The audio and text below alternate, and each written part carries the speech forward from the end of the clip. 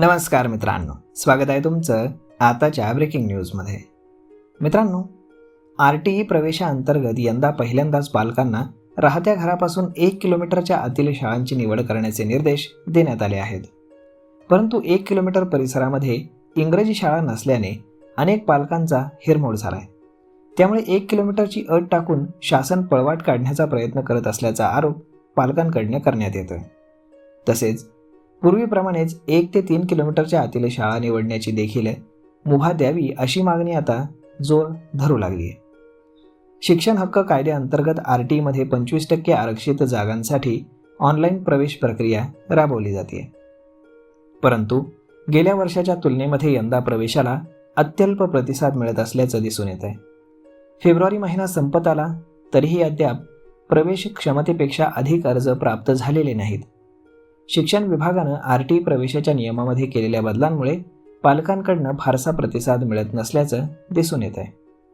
त्यामुळे शिक्षण विभागानं संबंधित नियमांमध्ये बदल करण्याची मागणी पालकांकडे केली आहे. राज्यातील 8,651 शाळांमधील 1,12,727 जागांसाठी ऑनलाईन पद्धतीनं RTE प्रवेश प्रक्रियेसाठी अर्ज स्वीकारले जात आहेत. प्रवेश अर्ज सादर करण्याची 10 मार्चपर्यंत मुदत आहे. परंतु 27 फेब्रुवारीपर्यंत केवळ 1,09,712 अर्ज प्राप्त झालेत. अकोला, अमरावती, चंद्रपूर, छत्रपती संभाजीनगर, गोंदिया, जळगाव, नागपूर, नांदेड, नाशिक आणि पुणे हे जिल्हे वगळता अन्य जिल्ह्यांमध्ये प्रवेश क्षमतेपेक्षा अधिकचे अर्ज प्राप्त झालेले नाहीत.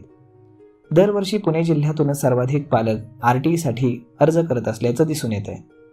यंदा पुणे जिल्ह्यातील 905 शाळांमधील 17,509 जागांसाठी 20,968 विद्यार्थ्यांचे अर्ज प्राप्त झालेत.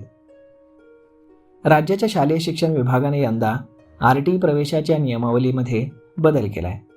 विद्यार्थ्यांच्या घरापासून 3 किलोमीटर अंतरापर्यंतच्या शाळेपूर्वी अर्ज करता येत होता. परंतु यंदा या नियमात बदल केला असून केवळ 1 किलोमीटरच्या अंतरापर्यंतच्याच शाळेमध्ये विद्यार्थ्याला प्रवेशासाठी अर्ज करता येतो. अनेक भागांमध्ये घरापासून 1 किलोमीटर अंतरापर्यंत शाळाच उपलब्ध नसल्याने विद्यार्थी प्रवेशापासून वंचित राहण्याचा मोठा धोका निर्माण झाला आहे. नगरपालिका, महानगरपालिका किंवा इतर स्थानिक स्वराज्य संस्थांच्या शाळांमध्ये 50% अधिक आरक्षित जागांवरती प्रवेश दिला जातो. तसेच बहुतांश शाळांमध्ये मूलभूत सुविधा उपलब्ध नसल्यामुळे पालक या शाळांमध्ये आपल्या पाल्याचा प्रवेश घेण्यास उत्सुक नाहीत.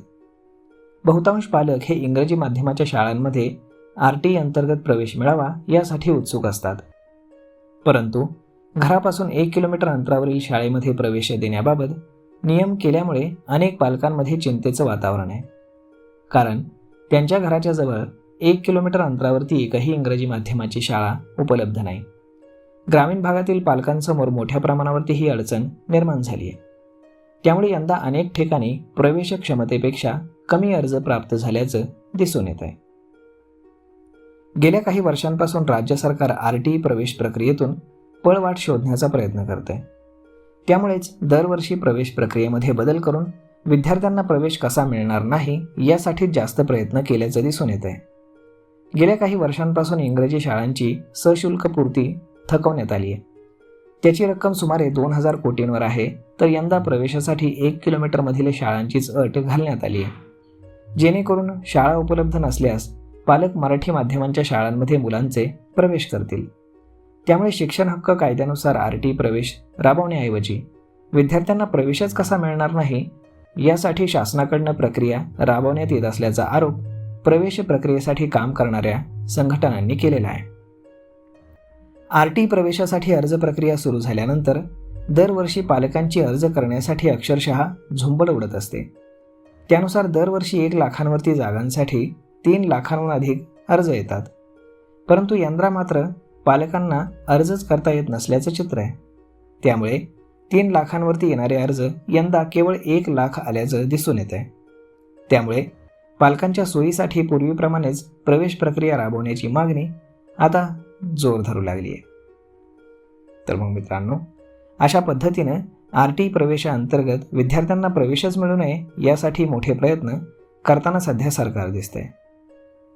तर मग मित्रांनो, हा व्हिडिओ, ही माहिती तुम्हाला कशी वाटली हे तुम्ही आम्हाला कमेंट करून नक्कीच सांगा. आणि जर हा व्हिडिओ तुम्हाला आवडला असेल तर आपल्या जवळच्या मित्रमंडळींसोबत देखील हा व्हिडिओ तुम्ही शेअर करायला विसरू नका. धन्यवाद.